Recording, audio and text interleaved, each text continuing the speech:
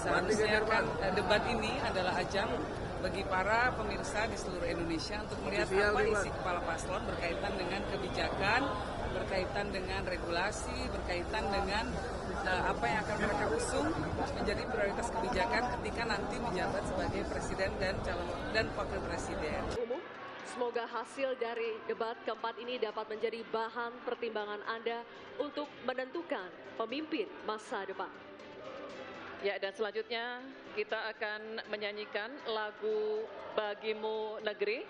Kami mohon kesediaan para calon wakil presiden untuk tetap berada di atas panggung, disertai dengan calon presidennya masing-masing untuk bergabung ke atas panggung. Baik, kami juga ngabisin.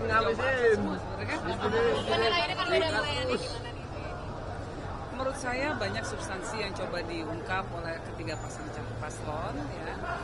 Baik sebetulnya secara umum, walaupun ada satu dua masalah ketika berkaitan dengan sikap. Jadi seharusnya kan debat ini adalah ajang bagi para pemirsa di seluruh Indonesia untuk melihat apa isi kepala paslon berkaitan dengan kebijakan, berkaitan dengan regulasi, berkaitan dengan apa yang akan mereka usung menjadi prioritas kebijakan ketika nanti menjabat sebagai presiden dan wakil presiden.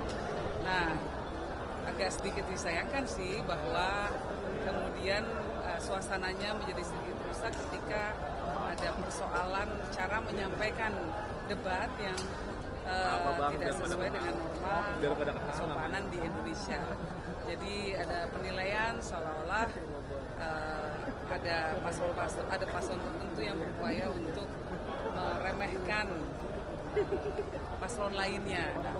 Menurut saya kita membutuhkan debat yang bermartabat, debat yang menggali substansi, bukan debat yang diisi dengan upaya-upaya untuk menjatuhkan orang lain lewat cara-cara yang tidak sopan.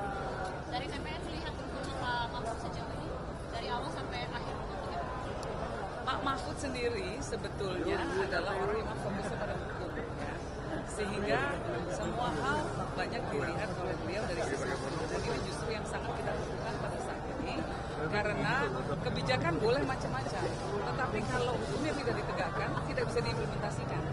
Nah, jadi fokus utamanya Pak Mahfud selalu adalah kembali kepada implementasinya dalam kaitan apakah aturan-aturan yang memang sudah banyak sekali diterbitkan di negara kita ini bisa diimplementasikan, ya, karena kita masih melihat bahwa banyak persoalan-persoalan besar secara teori seolah-olah sudah ada dasar hukumnya, tetapi ketika dalam prakteknya kita melihat bahwa masih banyak sekali terjadi permasalahan karena apa? Persoalan penegakan hukum, konflik agraria contohnya, lalu kemudian penguasaan lahan oleh kelompok-kelompok tertentu, aset negara kita yang begitu besar dikuasai oleh kelompok-kelompok tertentu. Nah, ini soal keadilan, soal penegakan hukum menjadi fokus utama dari seorang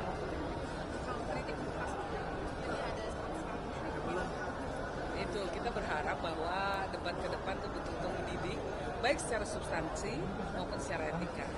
Kita menunjukkan bahwa usia berapapun itu tetap bisa menghargai orang lain, dan bahwa rakyat Indonesia juga membutuhkan toladan soal sikap, toladan dalam hal penyampaian ekspresi yang positif dan sehat, dan toladan dalam hal memperlakukan orang lain dengan rasa hormat. Pemimpin kita harapkan ke depannya adalah orang-orang yang bisa menunjukkan, bisa berekspresi di ruang publik, tidak menjatuhkan orang lain, atau perlu secara sengaja menjatuhkan orang lain. Fokus saja pada substansi, biar masyarakat lihat isi kepalanya para paslon seperti apa, sehingga orang nanti jadi seolah-olah orang yang terjadi adalah yang saya khawatirkan setelah debat malam ini adalah orang hanya akan fokus kepada gaya, kepada karakter, kepada cara penyampaian ekspresi, bukan substansi. Nah, kita inginnya perdebatan ini adalah soal substansi. Dengan demikian mempermasalahkan gimmick yang ditunjukkan Mas Gibran atau etika begitu? Nah, ini ada, ya itu kan kesannya melecehkan sekali ya. Menurut saya itu debat kalau Dan nggak perlu seperti itu karena Nggak apa-apa biar kenal. tokoh-tokoh yang ada adalah tokoh-tokoh yang sudah dianggap layak oleh publik untuk menjadi calon wakil presiden, dan sehingga adanya rasa saling hormat, ekspresi yang penuh hormat itu menjadi penting sekali untuk ada dalam debat malam ini. Nah, kalau kemudian sengaja untuk menjatuhkan itu ya memang memberikan pelajaran politik yang kurang baik, terutama untuk anak muda. Tentu kita tidak ingin masyarakat itu menilai anak muda tidak ngerti rasa hormat, anak muda tidak punya etika. Nah, justru mereka yang merasa mewakili anak muda justru harus menunjukkan bahwa anak muda itu punya etika, anak muda itu bisa mengekspresikan dirinya dengan penuh rasa hormat kepada orang lain. Oke, siap. Terima kasih. Saya tambah aja ya sedikit ya.